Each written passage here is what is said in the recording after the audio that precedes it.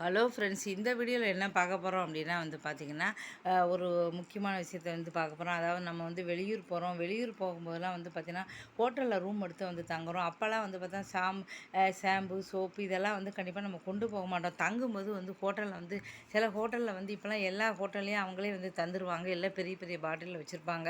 அதனால் நம்ம எவ்வளோ வேணுமோ அவ்வளோ யூஸ் பண்ணிவிட்டு நம்ம என்ன பண்ணுவோம், அதை திருப்பி கொண்டு வர மாட்டோம்.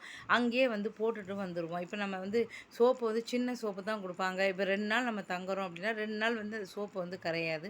கொஞ்சோண்டு தான் கரையும். 2, 3 சோப்பு குடுப்பாங்க. 2, 3 பேர் இருக்கோம்னா வச்சுட்டு அப்படியே நம்ம இந்த சோப்பை வச்சுட்டு வந்துருவோம். அதுமாரி இப்போ பார்த்தீங்கன்னா நெறைய ஹோட்டல்ல கண்டிஷனர் எல்லாம் சின்ன சின்ன இதில குடுத்துருக்காங்க. ஷாம்பு அப்போ பார்த்தீங்கன்னா யூஸ் பண்ணவங்க பார்த்தீங்கன்னா அப்படியே கொண்டு வந்துக்கலாம். அது சின்ன சின்ன இது டப்பா பாட்டில கொண்டு வரும்போது நம்ம சின்ன சின்ன டப்பால கொண்டு வந்துருவோம். ஆனா ரொம்ப பெருசா இருந்துச்சுன்னா எவ்வளோ வேணுமோ அத யூஸ் பண்ணிட்டு அப்படியே போடுறோம். இப்போலாம் பெரிய ஹோட்டல்ல ஹேர் ட்ரையர் கூட வச்சுருக்காங்க. காய வைக்கிறது ஹேர் ட்ரையர் எல்லாமே அழகா எல்லாமே வச்சுருக்காங்க.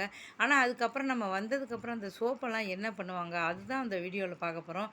இப்போ அதுக்கப்புறம் பார்த்தா ஷாம்பு, சோப்பு அதெல்லாம் என்ன பண்ணுவாங்க? குப்பையில போட்டுருவாங்களா கேட்டா கண்டிப்பா கிடையாது.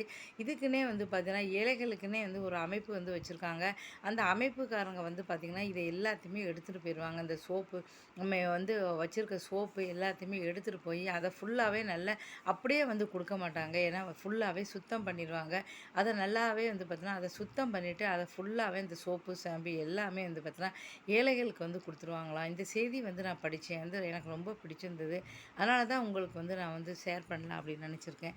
ஏன்னா பார்த்தீங்கன்னா, அந்த சோப்பு, ஷாம்புலாம் அடுத்தவங்க யூஸ் பண்றது அப்படின்னா, ஏழைகளுக்கு அப்படி குடுக்கக்கூடாது அப்படின்னா, அத நல்லா சுத்தம் பண்ணிட்டு, அந்த சோப்பு, சீப்பு எல்லாம் மறுபடியும் நல்லா கவருக்குள்ள போட்டுட்டு, அதை எல்லாமே பார்த்தீங்கன்னா, கொஞ்சம் செலவு பண்ணா போதும்.